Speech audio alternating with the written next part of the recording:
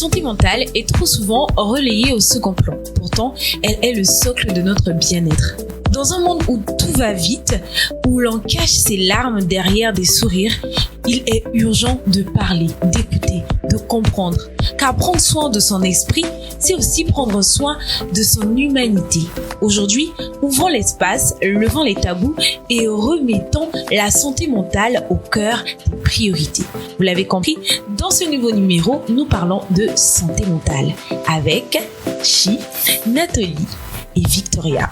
Bonjour les filles. Bonjour. J'espère que vous allez bien. Ça va, c'est super. On est prêt à pouvoir déverser ce que l'on a dans le cœur. Oui. Ok, dans ce nouveau numéro où on parle de santé mentale, nous allons aborder un thème. Nous ne sommes pas fous.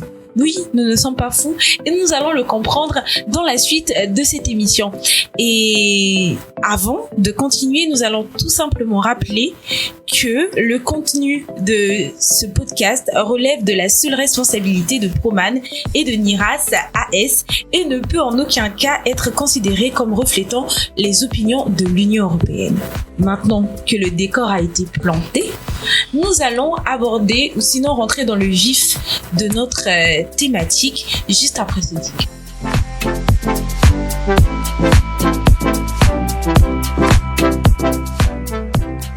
À présent, avant d'aborder la thématique comme il se doit, je vais laisser à chacun le soin de pouvoir se présenter et de présenter son engagement. Je vais commencer par Belchi. Merci beaucoup Laura. Alors je suis en cours association Belchila. Je suis travailleuse sociale de formation et puis je suis formatrice en soft skills. Je fais partie également des jeunes Tosa bilingues de la délégation de l'Union européenne. Et actuellement, je poursuis mes études en psychologie, ce qui fait que je suis vraiment au bon endroit. Et donc, je suis très engagée dans les questions de santé mentale et de la justice sociale, ce qui fait que dans le monde séculier, je travaille beaucoup avec les orphelins et je défends la cause du bien-être émotionnel. Merci beaucoup, Chi. On va prendre Victoria ou on prend Nathalie? On prend Nathalie. Okay. Bonjour, merci Laura encore. Je suis Nathalie Ngwanga, juriste en droits humains et animatrice de sensibilisation sur les questions de violence basées sur le genre. Ce qui me fait dire que je suis au bon endroit aujourd'hui parce que je pense que les droits humains ainsi que les violences sont étroitement liés à la santé mentale. Du coup, on est là, on va parler de tout. Victoria. Ok, d'accord. Moi, c'est Bikokila Immaculée Victoria Lourdes. Je suis pas spécialiste en droit des êtres humains ou bien en santé mentale, mais je suis quand même étudiante en langue vivante étrangère, mais je défends aussi les droits des orphelins, je défends aussi les droits des personnes qui subissent des maltraitances, des violences physiques, que ce soit mentaux, et moi-même, j'en ai subi aussi. Donc, je pense que je suis au bon endroit parce que j'ai eu quelques problèmes mentaux et je suis là aussi pour défendre, en tant que victime, mais aussi en tant que porteuse de voix et de conseils pour toutes ces personnes. En tout cas, ambiance déjà très chaleureuse pour ce début d'émission. Je rappelle que vous suivez le podcast Tosa Bilingue, qui est un podcast qui est proposé par le premier groupe consultatif de jeunes auprès de la délégation de l'Union européenne.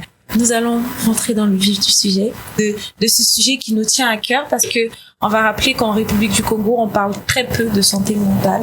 Pourtant, c'est une question qui devrait être une question centrale dans notre société.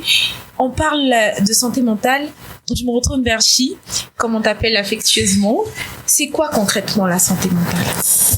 Ok, alors la santé mentale, c'est déjà cet équilibre émotionnel, psychologique et social qu'un être humain peut avoir. Et donc, ça ne se limite pas seulement à l'absence d'une maladie, parce que les questions de santé mentale sont des questions qui sont plus ou moins invisibles d'apparence. Et donc, c'est tout ce qui tourne autour de nos sens, de notre façon de réagir, de notre façon de percevoir le monde. Et donc, c'est ce qui constitue cet équilibre, le juste milieu qu'un être humain doit avoir pour affronter les problèmes et sinon voilà de la justice. Ok, est-ce qu'il y a entre Nathalie et Victoria quelqu'un qui aimerait ajouter quelque chose par rapport à ce que Chi vient de dire? Bon, je pense qu'il n'y a pas grand-chose à ajouter. J'aimerais juste te dire que par rapport à ce que Chi a dit, la santé mentale est très différente des problèmes spirituels. J'aimerais vraiment signifier ça parce que chez nous, on fait souvent cet amalgame. Quand on voit que la personne commence à présenter des signes de santé mentale, on se trompe de diagnostic et on a tendance à emmener dans un camp de prière pour lui délivrer des pseudo-démons qui l'animent. Donc, il faut vraiment faire cette différence. Pour toi, c'est quoi la santé mentale? Pour moi, c'est la santé mentale. Je pourrais dire que la santé mentale touche 100% de personnes sur cette terre. Mais je dirais qu'on n'a pas tous le même degré. Parce qu'on subit toute cette pression-là. Et la santé mentale peut être provoquée par plusieurs facteurs, en fait. Et les gens ne s'en rendent pas compte. Je vois beaucoup de gens souffrir de problèmes mentaux, mais ils ne s'en rendent pas compte parce que là, les gens, la société leur disent que non, c'est normal, en fait, non, c'est juste la société, c'est juste les gens, c'est juste la sorcellerie, un tête. Non, c'est pas ça. On souffre tous des problèmes mentaux, mais on n'a pas tous le même degré. Et ça dépend des réalités qu'on vit, en fait. Ok, merci beaucoup. J'aimerais qu'on puisse essayer de faire cette nuance parce qu'on a parlé de santé mentale, on a dit ce que c'est. Maintenant, est-ce que tous ceux qui ont des problèmes de santé mentale sont forcément fous? Alors déjà, moi je dirais que le concept fou n'a même pas lieu d'être en fait. Parce que qu'on le veuille ou pas, tous nous avons notre dose de folie entre griffes. Et c'est un concept que moi j'utilise presque jamais. Parce que dans chaque humain se cache une dose de névrose. Chacun de nous a sa jauge de troubles, comme disait Vicky tout à l'heure. Et donc, par exemple, en termes de folie, c'est un concept que la population générale utilise parce que forcément on se retrouve dans une situation où une personne manifeste des hallucinations, une personne commence à délirer du jour au lendemain, le diagnostic n'étant pas clair, la population est obligée d'attribuer un nom qui est d'ailleurs très très péjoratif parce que même si on va un peu plus loin dans les personnes qui développent des maladies mentales, c'est vrai que la personne peut avoir un détachement avec la réalité, mais là, on peut pas dire que l'être humain est fou. Parce que au milieu de cette vague d'émotions et de cette vague d'hallucinations, il y a toujours un petit moment de lucidité. Dans la classification des maladies, on reconnaît pas le terme folie. On le reconnaît pas du tout. Au contraire, c'est plus clair de parler des troubles. Là, je vois plutôt un peu le côté des névroses. Par exemple, moi, je dis, par exemple, si j'ai des phobies, du vide ou encore peut-être d'un animal, ça fait pas de moi une personne folle. C'est juste que moi, par rapport à ça, mon équilibre émotionnel n'est pas stable parce que je n'arrive pas peut-être encore à ce moment-là d'accepter ce qui arrive. Et c'est pareil quand on avance un peu plus loin pour des personnes qui développent des troubles sévères. Là, on va plutôt dans le côté des psychoses parce que là, on voit la schizophrénie, par exemple, pour dire que oui, à ce stade-là, la personne est en détachement avec la réalité. Mais en tout cas, on ne parlera pas de folie. Donc, il y a des névroses pour des troubles un peu plus ou moins légers et il y a des psychoses pour des maladies mentales un peu plus graves, ce qu'on pourrait peut-être lier à la santé physique comme le cancer. Donc on classe par exemple le paludisme à gauche et puis le cancer à droite, mais ça fait partie de notre santé mentale. On ne dira jamais qu'une personne anxieuse ou encore développe un trouble affectif que cette personne devient folle. Ça marchera pas. Donc si je comprends bien à travers ce que tu dis, c'est que on s'est tous trompé une fois parce que en voyant quelqu'un qui a peut-être des troubles mentaux que la personne est folle. C'est à bannir parce que je réitère encore, aucun être humain sur terre ne mérite d'être traité de fou. Parce que je prends l'exemple, si un être humain touché par le diabète marche dans la rue, on ne dirait pas regarder ça marche pas au fait, j'arrive même pas à prononcer parce que c'est trop fort. Comment? Parce que dire que la personne est folle, ça veut dire que la personne est déconnectée de la réalité, la personne n'a plus de sens. Limite, on te compare à... Non, ça marche pas. Un être humain, j'ai Nathalie en face de moi, juriste, mais ça marche pas au fait. C'est vrai qu'on peut être touché par des troubles mentaux, encore des maladies mentales, mais on reste la personne humaine avec nos droits inhérents au fait. Nathalie, est-ce que tu as quelque chose à ajouter par rapport à ça? Bon, je vais commencer par dire on n'est pas fou. Je vais commencer par dire on n'est pas fou. Pourquoi? Parce que c'est ce problème culturel là qu'aujourd'hui on veut éclairer et qu'on veut bannir en fait. Le mot fou vient d'une culture qu'on a adoptée depuis plusieurs générations. Et ça devient un système ancré en nous, en fait. C'est inscrit en nous. Et ça fait que dès qu'on rencontre une personne qui souffre de problèmes mentaux, même d'une simple dépression, en fait, on a ce jugement facile parce que c'est ce qui a été construit dans notre esprit. Donc, je dirais que le mot fou n'a pas sa place. C'est comme dire à une victime de violence sexuelle, regardez cette fille violée. C'est grave. Et c'est quelque chose que moi, je n'accepte pas. Et c'est quelque chose que je combats au quotidien. Donc, je comprends tout à fait les propos de Belle. Et je dirais qu'à partir d'aujourd'hui, il faut qu'il y ait plus de personnes qui sensibilisent en disant qu'on n'est pas fou. On n'est pas fou. Et j'ai envie de poser une question à Victoria.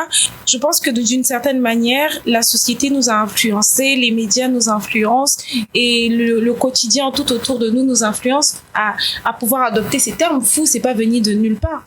Et selon toi, comment les médias ou sinon l'entourage en général a contribué à ce que ce terme fou puisse en tout cas être plus utilisé encore?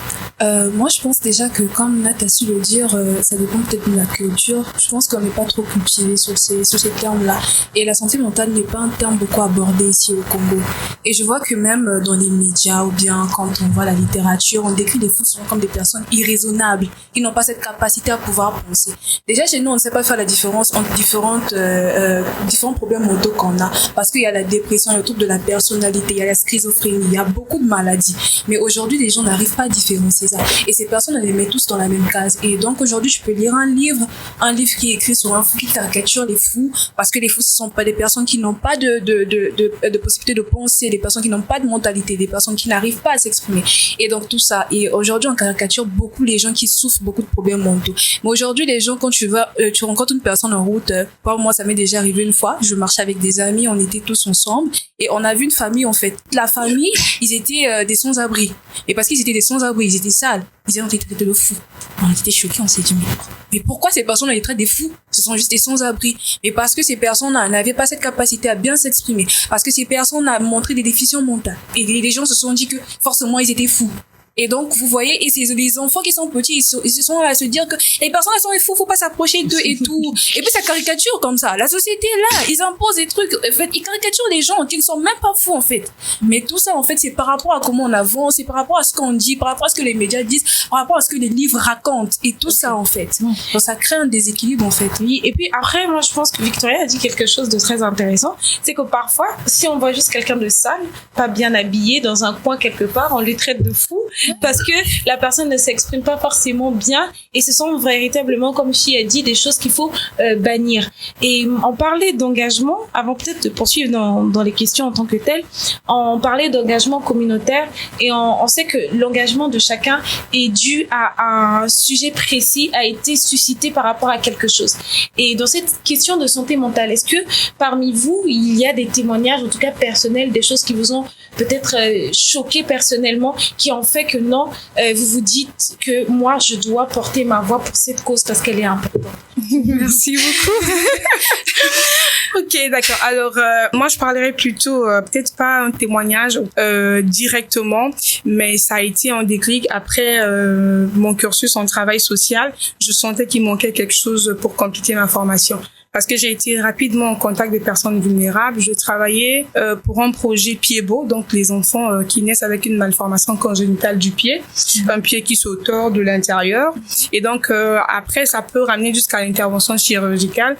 Et à cette époque, j'étais en contact avec les parents de ces enfants. Je pouvais lire la détresse émotionnelle et psychologique. C'était des parents qui étaient abandonnés à eux-mêmes parce que la famille pensait que si on a un enfant avec une malformation congénitale, c'est forcément lié à la sorcellerie. Et donc, moi, j'avais pour responsabilité, que j'ai vraiment adoré, de suivre, de faire des visites à domicile pour essayer de faire une écoute active par rapport à la formation de travail social. Et donc, c'est comme ça que je sentais qu'il me manquait quelque chose. Je me disais, je peux les écouter, je peux les accompagner, mais là, ça demande un autre niveau de la prise en charge. Et donc, c'est comme ça qu'après le cursus, je m'inscris en psychologie pour continuer. Et aujourd'hui, c'est un domaine où je dirais que je mange, je respire santé mentale parce que je me dis c'est la base. D'ailleurs, l'OMS le dit si bien, il n'y a pas de santé physique sans santé mentale. Si l'OMS le reconnaît, à combien plus forte nous, humains, qui sont peut-être pas du domaine médical. Ça commence dans la santé mentale. Si tu n'as pas un bon équilibre psychologique, sinon psychique, tu pourras pas faire des bons choix dans la vie, tu pourras pas bien t'orienter. On serait pas là aussi à échanger si on trimballe des traumatismes, on trimballe de l'anxiété. Alors que si on comprend ces choses, on prend soin de notre santé mentale comme nous le faisons aujourd'hui. En tout cas, ben voilà, ça s'éclate de rire, quoi. Mais est-ce que dans tout ça, il y a l'histoire peut-être de quelqu'un, d'une jeune femme, de quelqu'un que tu as eu à rencontrer qui t'a marqué particulièrement? Mais il y en a tellement. Il y en a tellement. Bon, dans tout le lot, en tout cas. Alors, l'histoire qui m'avait vraiment, ça c'est vraiment même un niveau qui m'avait traumatisée. Et donc, comme je disais, je suis formatrice en compétences humaines. Et donc, dans ce parcours de suivi, et donc j'avais la charge dans le devoir de suivre aussi des jeunes. Et pour moi, après un petit moment, on a eu à faire des examens médicaux pour ces jeunes qui sont en parcours insertion professionnelle. Et donc, voilà, en tant qu'animatrice, en tant qu'étudiante en psychologie, je me dois d'accompagner aussi dans le domaine plus ou moins médical pour récupérer les résultats.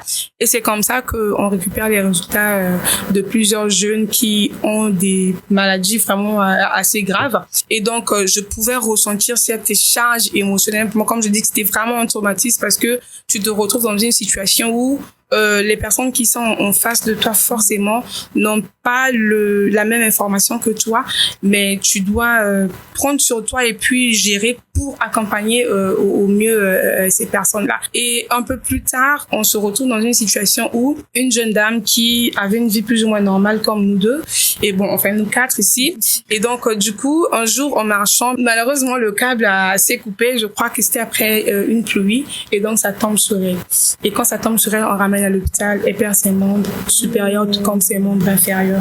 Et là, c'était compliqué. Il fallait d'abord qu'elle accepte que j'ai plus de pieds, j'ai plus de bras. Et comment je fais, moi qui suis très active dans le monde communautaire, plus qu'il y avait aussi une association, comment je me reviens un matin sans bras et tout. C'était compliqué, elle pleurait toute la journée. Et j'avoue qu'à mes débuts, je pleurais parce que c'était vraiment une jauge d'émotions un peu trop compliquée pour moi. Et après, ce qui est toujours bien, c'est de dire aussi, OK, c'est un grand travail de travailler avec l'humain et c'est de travailler aussi en partie. C'est comme ça qu'on peut puiser aussi de l'énergie chez d'autres personnes. Et puis, c'était vraiment au niveau de traumatisme à mon niveau. Mais plus les années passent, plus on échange avec la personne, plus on continue la prise en charge, on se dit que oui, effectivement, ça peut donner. Et puis, ce qui est bien, c'est que moi, on travaille pour un sourire, on travaille pour un merci. C'est beau de prendre une personne, d'accompagner une personne qui au départ pleurait, qui au départ était au point zéro, et demain de voir cette personne rayonnante, sourire, et puis voilà, c'est vraiment le plus beau cadeau qu'on peut recevoir de cette belle science. En tout cas, moi, ça me touche particulièrement. Nathalie, est-ce que toi, tu as une expérience ou une histoire qui t'a touché particulièrement? Comme l'a dit Belle, il y en a tellement des histoires, mais en fait déjà par rapport à l'expérience, quand je suis rentrée, j'étais censée faire des stages en droit et on m'a proposé des stages dans une association sur un projet sur les VBG. J'avoue que c'est vrai, sur les droits humains, il y a les VBG, mais j'avais jamais exploré le domaine. J'étais plus sur la défense des droits civils. Et quand je suis arrivée, on m'a dit qu'il n'y avait pas de place en tant que juriste, mais que je pouvais être associée aux juristes de l'association et faire l'animatrice en fait du guichet unique. Et ça fait que je devais recevoir pratiquement tous les jours des parents qui venaient me dire que sa fille de 18 mois a été violée par son frère jumeau. Vous imaginez ce que ça crée? Mon frère jumeau abuse de ma fille de 18 mois. En fait, je me retrouvais, c'est vrai que je devais faire le suivi et déposer le dossier auprès du procureur, suivi, parce que moi, mon côté, c'était le côté juridique. Mais le fait de pouvoir les écouter une jeune fille de 6 ans me raconter comment elle était abusée, ça créait quelque chose en moi, en fait. Ça créait des émotions en moi. Je me disais, mais comment les gens peuvent être aussi cruels et quand j'ai fini ces stages, parce que il y avait des gens, par exemple, des vieilles dames qui arrivaient dans le bureau, qui avaient été frappées par ses beaux-fils parce que son mari est décédé et qui avait l'héritage. Et la dame est arrivée dans mon bureau, tellement elle pleurait que tous mes collègues sont sortis dans leur bureau pour voir qui pleurait, en fait. Moi, à la base, je ne devais qu'apporter la solution juridique. Mais elle avait besoin de quelque chose de plus que lui dire que je vais emmener ton dossier chez le procureur. Elle avait besoin que je l'écoute. Et je l'ai serré dans mes bras. C'était une maman, je l'ai serré dans mes bras. J'ai dit non, faut pas pleurer. Et j'ai essayé de lui remonter le moral. Donc c'est à partir de là que le déclic a commencé. Mais ça a vraiment pris lieu au cours de 2 histoires. La première histoire, c'est que je suis tombée sur une jeune fille qui avait des problèmes psychologiques, mais qui n'avait jamais vu un psychologue. Chez nous, on les appelle communément les yéza. Un terme que j'interdis aux gens d'utiliser. Parce que c'est très commun méchant. pour les Ponténégrins. Oui. Donc, ses parents sont venus me voir pour me dire que non, elle a des problèmes mentaux depuis qu'elle est petite, mais elle n'a jamais vu de psychologue. Et il y a un monsieur qui a abusé d'elle, en fait, qui l'a séquestrée pendant 3 jours. Abusé d'elle. On l'a retrouvée à la rue, vers la mairie de Filou. On sent, en fait, comme un déchet. Séquestrée, abusée pendant 3 jours et j'étais à la rue comme un déchet et a perdu connaissance. Donc moi, quand je trouve ce cas, je me dis oui, je vais emmener le dossier et tout. Mais la prise en charge psychologique, c'est vrai qu'on avait un psychologue, mais il n'était pas permanent parce qu'on a vraiment un problème de personnel psychologique au Congo. Il n'était pas permanent. Donc à ce moment-là, c'était à moi de chercher à l'écouter, à comprendre ses mots parce qu'elle parlait avec beaucoup de difficultés, à comprendre ses mots. Et quand on est arrivé à la gendarmerie pour porter plainte, tu voyais comment on dédaignait la personne, en fait, que le viol qu'elle avait subi n'était pas nécessaire parce qu'elle va yéza. Et sa prise en charge a été tellement bâclée que ça a été toute une bataille à cause de son problème de santé mentale. Ça a été le premier déclic. Le deuxième déclic, ça a été une victime qui est décédée. Elle s'est suicidée parce que sa famille a dit à tout le quartier qu'elle avait été victime de violences sexuelles. Alors que si elle avait été prise en charge psychologiquement, je pense qu'on aurait rattrapé cela et l'empêché. Si on avait dit à la famille que comment il faut gérer une personne qui a été abusée psychologiquement et autres, je pense qu'on aurait évité ce drame. Et moi, j'ai pleuré pendant quelques jours, j'ai même pris des congés.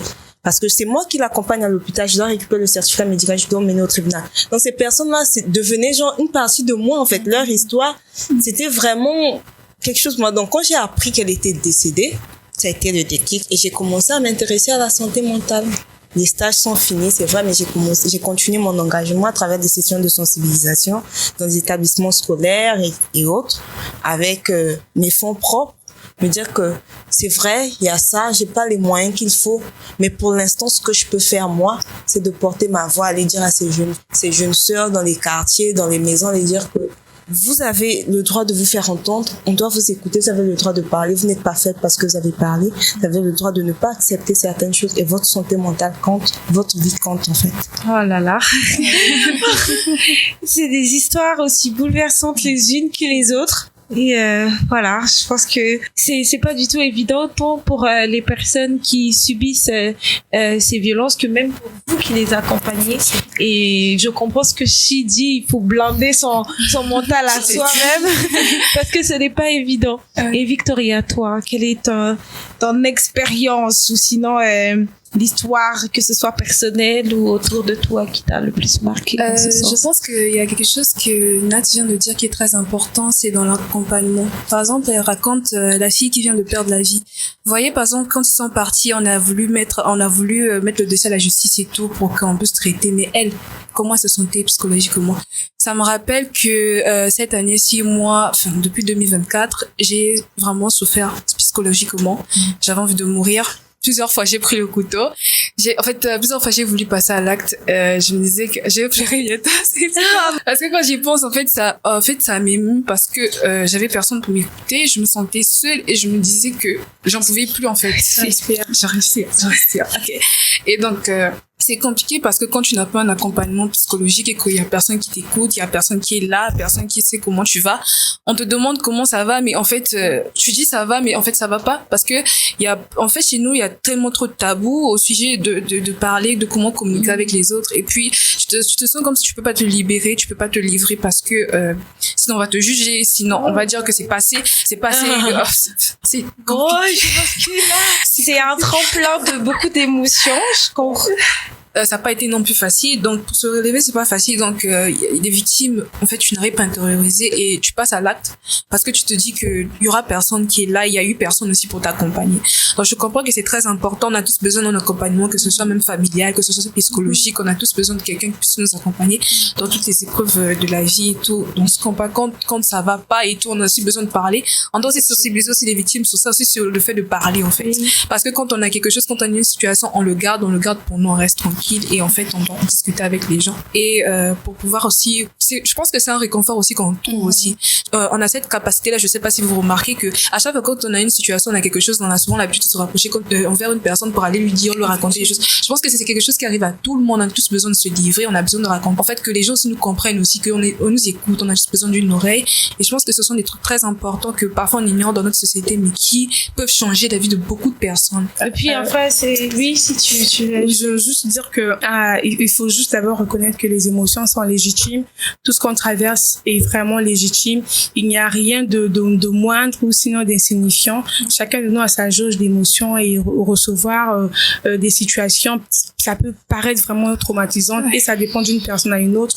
C'est pas du tout un souci d'avoir vraiment la boîte émotionnelle trop chargée jusqu'à en déborder. C'est légitime. Et puis j'ai envie de te dire aussi que c'est d'ailleurs Freud qui le dit, hein, le fait de mettre les mots sur ces mots, c'est déjà un processus de guérison. Seulement après, il faut juste s'orienter vers des personnes de confiance parce qu'on reconnaît qu'à cette période, on est encore fragile émotionnellement. Faudrait pas qu'on le raconte à une personne qui ne sait pas gérer l'information et puis après, ça nous brise encore. Sinon, on va...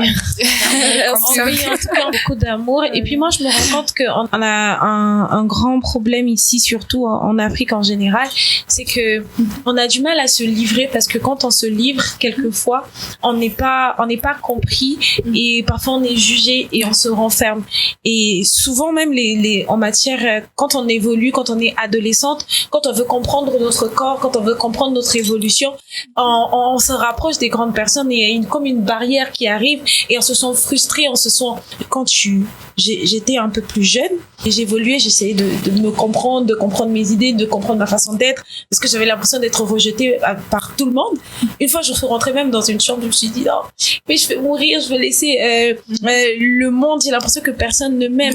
Mais j'ai dû heureusement que j'avais une mère qui me disait que combien tu es importante, combien tu es belle, combien tu vas évoluer dans la vie. Et c'est important d'avoir ce genre de soutien. Et malheureusement, en Congo encore, en Afrique, ce n'est pas du tout évident. Lancer, en fait, comme tu disais tout à l'heure, on est jeune, on devient ado, on comprend pas forcément notre corps. Peut-être plus petit, on a subi des violences, des attouchements et des violences sexuelles. On sait pas vers qui se retourner. Et donc, c'est là où je disais, dans le monde séculier, je suis vraiment engagée dans les questions de santé mentale. Je suis présidente d'une association qui travaille sur les questions d'équilibre entre la santé physique et la santé mentale. Et tout justement, pour répondre à ce besoin, à partir de ce 18, on lance un camp de vacances.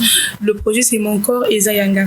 C'est pour apprendre aux enfants sur tout ce qui est des notions d'attouchement et des violences sexuelles, apprendre aux enfants de reconnaître le danger. On va travailler sur des questions d'estime de soi et de la connaissance déjà des enfants. On met un accent particulier sur les adolescents parce que c'est une phase qui prend en compte trop d'éléments. Un ado qui se réveille un matin, voilà, son corps commence à changer, la voix commence à changer, qu'est-ce qui m'arrive, subit parfois des violences ou non. Donc c'est vraiment un camp qui va prendre tout en moi que nous travaillons avec les enfants sur leur estime de soi, sur les questions d'attouchement et de violence sexuelle. Et donc, je profite également du micro pour dire que voilà, envoyez-nous les enfants parce que je dis toujours que un enfant écouté et encadré, c'est un adulte équilibré, très utile pour la société. Au lieu d'attendre de guérir un adulte traumatisé, hyper détruit, commençons déjà à protéger la base émotionnelle de nos enfants. Bon, moi, j'ai quelque chose à ajouter. Peut-être pas par rapport à ce qui vient de se dire, mais par rapport à quelque chose. J'aimerais bien attirer l'attention des gens et j'aimerais que chacun ouvre grand ses oreilles, où que vous soyez, où que vous écoutez cette émission. Parce qu'aujourd'hui, je me suis rendu compte que sur 100% de victimes de viol incestueux, 99% de victimes sont réduites au silence. Et ça, ce sont nos familles, nos parents. C'est difficile de voir que les parents qui sont censés vous protéger, les sœurs et les tantes qui sont censées vous protéger deviennent vos bourreaux. Et malheureusement, dans notre pays, on n'a pas des centres d'accueil pour accueillir des jeunes filles ou des jeunes garçons victimes d'abus sexuels dans leur famille. Ça fait que les victimes sont obligées de vivre avec les parents, le père qui a violé ou la tante qui a violé. Ce que j'aimerais dire, c'est qu'aujourd'hui, prenez la santé mentale de chacun au sérieux et faites-vous écouter. Même si l'acte s'est passé il y a 10 ans, il y a 15 ans, rapprochez-vous d'une personne. Sortez du silence. Toutes les victimes du viol incestueux. J'insiste sur le viol incestueux. Pourquoi? Parce que la famille, on nous a appris que la famille est sacrée. Et cette même famille devient un sujet de destruction, autant physique que mentale, pour nous et pour nos enfants.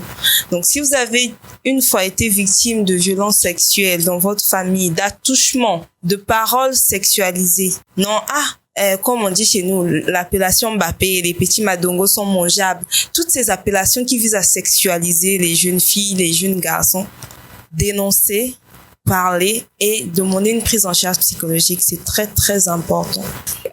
Bon, je vais rebondir sur quelque chose que tu as dit parce que quand sa santé mentale prend un coup, c'est comme tu as parlé du rejet. Alors, le rejet, c'est quelque chose dont on a tous subi et moi aussi, j'en ai subi beaucoup constamment, presque tout le long de mon adolescence, en fait. Bon, je me suis rendu compte en fait de quelque chose que je me rendais pas compte quand j'étais plus jeune, c'est que je regardais plus ce que les gens pensaient sur moi plutôt que de regarder les gens qui étaient déjà avec moi. Et donc c'est quelque chose qui nous touche presque tous. On est jeunes et aujourd'hui c'est une généralité un peu chez tout le monde. On se dit qu'on doit plaire aux autres, on se dit que les avis des autres doivent plus compter. C'est la société qui nous impose et tout ça.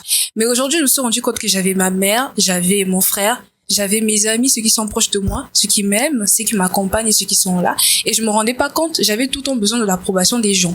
Et je pense que le rejet c'est quelque chose qui impacte beaucoup dans notre santé mentale parce qu'on a l'impression d'être seul et on a l'impression qu'on n'est pas assez aimé, on a l'impression de ne pas être assez à leur hauteur. Et donc, on ne fait pas les choses, en fait, bien. À chaque fois quand on fait quelque chose, on a l'impression que c'est pas assez bien. Et c'est quelque chose qui me touche vraiment. Donc, si vous entendez les jeunes, vous n'êtes pas seuls. Vous avez déjà des gens qui sont avec vous, à vos côtés, qui vous accompagnent. Donc, jusqu'à où on est prêt à aller. On est prêt parfois à aller à faire du mal aux autres. Parce que quand on est rejeté, on se dit que quand on est rejeté, on n'est pas assez à leur hauteur. Après, on va blesser les gens, on va vouloir blesser les gens pour des choses que on voit que les gens nous font du mal, mais alors que parfois pas. Et juste se contenter de ce qu'on a parfois, que l'amour de nos proches va parfois mieux que continuez à être en bonne santé. On vous envoie plein d'amour. En tout cas, c'était un tremplin d'émotions, un tremplin de bonheur. Je rappelle juste que pour ce dernier épisode, nous avons parlé de santé mentale. C'était rempli de larmes, de joie. Nous avons partagé notre cœur. Et je suis Laura Tikaya. J'étais accompagnée de Belchila, de Nathalie et de Victoria. Nous vous avons apporté ce que nous avons pu vous apporter. J'espère que c'est allé droit dans vos cœurs. On vous envoie plein d'amour.